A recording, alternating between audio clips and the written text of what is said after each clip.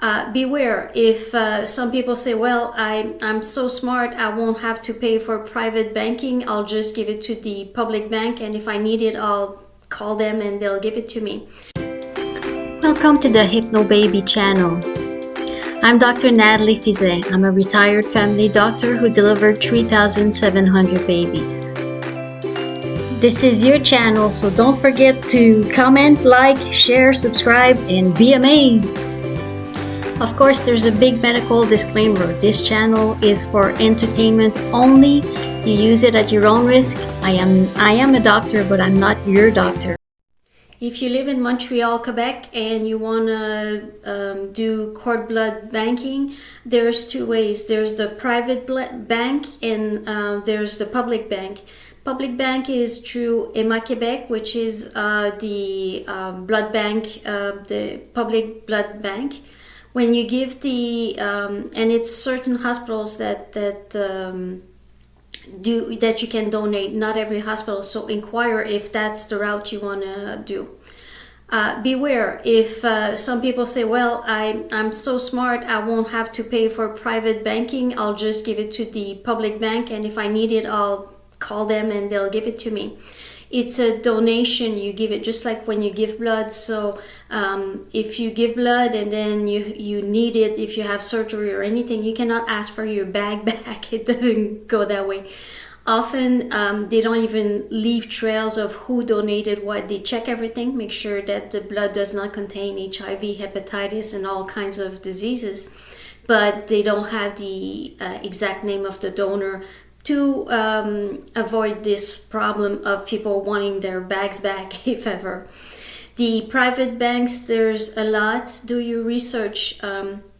Also, if you see all the nice pamphlets or the ads in baby magazines, read it, but read the fine prints. Most of the time, your own baby, and they call it baby insurance, but your own baby usually cannot use its own stem cells if ever the baby gets sick with either a cancer or metabolic disease, because most probably in the collection bag, the same genetic code is in there, and most pediatricians would not use that bag because there's a risk of giving it back to the baby. So they would use another donor, okay?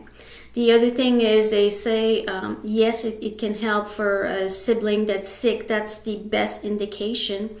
But the sibling, if the person is an older sibling, like a teenager or even an adult, usually there's not enough cells in the bag. But right now they're finding ways to duplicate the cells in the bag. So if you have money, it's a good investment in the sense that we don't know what they're going to develop in the future.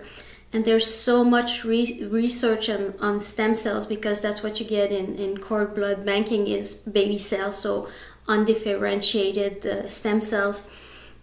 And they're doing so much research on Alzheimer's, all the autoimmune disease and cancer.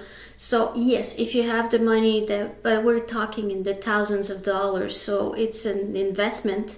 If you have the money, that's good. If you're short on money and you need to feed your kids, well, the decision is pretty easy to do. But for people who have the money and are wondering, should I do it? We don't know, and there's so much things developing right now that I cannot tell you, like, okay, just like, cryptocurrencies 20 years ago, I wish I could go back in time. So same thing for blood cords banking is, I don't know if in 20 years people will say, well, I wish I did not see Natalie's video because she was like not pushing it as much as the companies, but I'm giving you the time of day right now. But like I said, the future, there's a lot of development, a lot of research. So if you have the money, you might be happy that you stored the baby blood cord. So see you in the next video. Bye-bye.